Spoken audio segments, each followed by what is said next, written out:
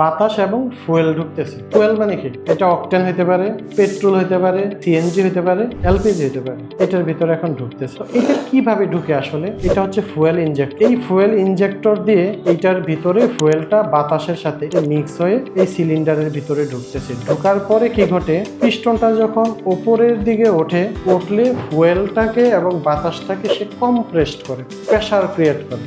কারণ কি? এখানে দেখবেন এই ভাল্বটা এখন বন্ধ হয়ে যাবে। এই ভাল্বটা উপরের দিকে ওইটা এই যে বন্ধ হয়ে গেল। ভাল্বটা বন্ধ হয়ে যাওয়ার পরপরই এই পিস্টনটা দেখবেন উপরের দিকে উঠতেছে। এই যে পিস্টনটা উঠতেছে, এখন তো আর বাতাস কোনো জায়গা দিয়ে বের হইতে পারতেছে না। কেন পারতেছে না? ইনটেক ভালভও বন্ধ, এক্সস্ট ভালভও বন্ধ। বন্ধ হইলে এই পিস্টনটা এখন উপরের দিকে উঠতেছে। পিস্টনটা উপরের দিকে ওঠার পরে যখন সর্বোচ্চ পরিমাণ উপরে উঠবে, ঠিক এই টাইমে একটা স্পার্ক হবে। এখন এইখানে ওঠার পরে এটাতে যদি ব্লাস্ট হয়, এখন শক্তিটা রিলিজ হবে কোন দিক দিয়ে? সে পিস্টনকে নিচে জোরে চাপ দিবে। পিস্টন নিচে যাওয়ার জায়গা আছে। পিস্টন দেখেন এই যে নিচে চলে যাচ্ছে।